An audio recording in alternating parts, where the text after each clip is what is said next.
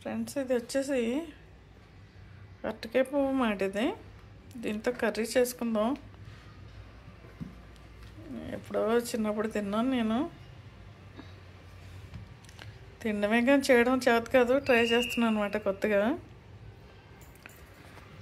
ఇట్లా పువ్వులో వచ్చాయి కదా, వీటిని తీసేసుకునేవి కర్రీ చేసుకోవాలన్నమాట. ఫ్రెండ్స్, ఇదిగోండి ఫ్రెండ్స్, ఇట్లా సెపరేట్ చేసేసుకోవాలి ఇట్లా పువ్వుల్ని. ఇవి డప్పులు అన్నమాట. ఇవి లాస్ట్కి ఇట్లా ఉంటుంది. దీన్ని మామూలుగా కట్ చేసేసుకుని పైది మనం కర్రీలో వేసేసుకోవచ్చు, కడిగేసుకుని నీట్గా.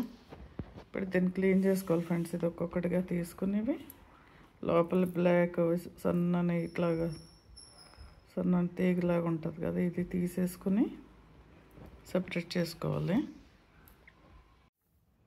ఫ్రెండ్స్. ఇంత వచ్చింది ఫ్రెండ్స్. ఇప్పుడు క్లీన్ చేసుకున్నాక ఇంత అయిందన్నమాట. ఇది అరటి పువ్వు. ఏమైనా చిన్న చిన్న పెటల్స్ అన్నాం కదా, ఈ పెటల్స్ అన్నమాట ఇవి.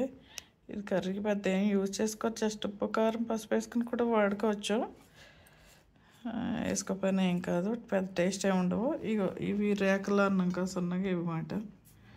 ఇది అసలు కర్రీకే వాడడం వేస్ట్, ఇది పడేసేయడం. అది ఇది ఉంది కదా ఫ్రెండ్స్, దీన్ని చిన్న చిన్న ముక్కలు కట్ చేసుకుని కర్రీలో వేసేసుకోవడమే, ఈ పార్ట్ మాత్రమే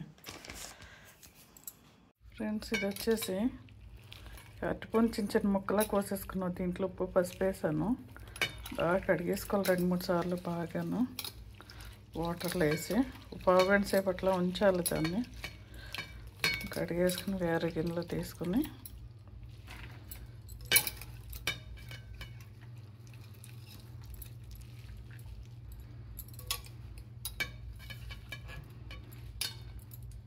ఒక 2-3 టైమ్స్ కడిగేసుకోవాలి ఫ్రెండ్స్. దీన్ని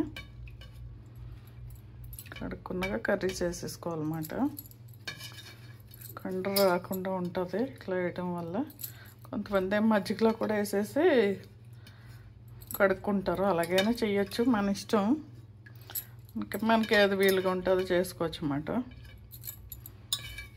తర్వాత దీనికి కావాల్సిన మసాలా ఈ ఫ్రెండ్స్: కొబ్బరి, అల్లం, పచ్చిమిరకాయలు. దీన్ని మిక్సీలో వేసేసుకొని గ్రైండ్ చేసి పెట్టుకొని కర్రీలో వాడేసుకోవాలి ఫ్రెండ్స్. ఇట్లా కడాయి పెట్టుకొని పోపు దినుసులు వేసేసుకోవాలి ఫ్రెండ్స్. ఇప్పుడు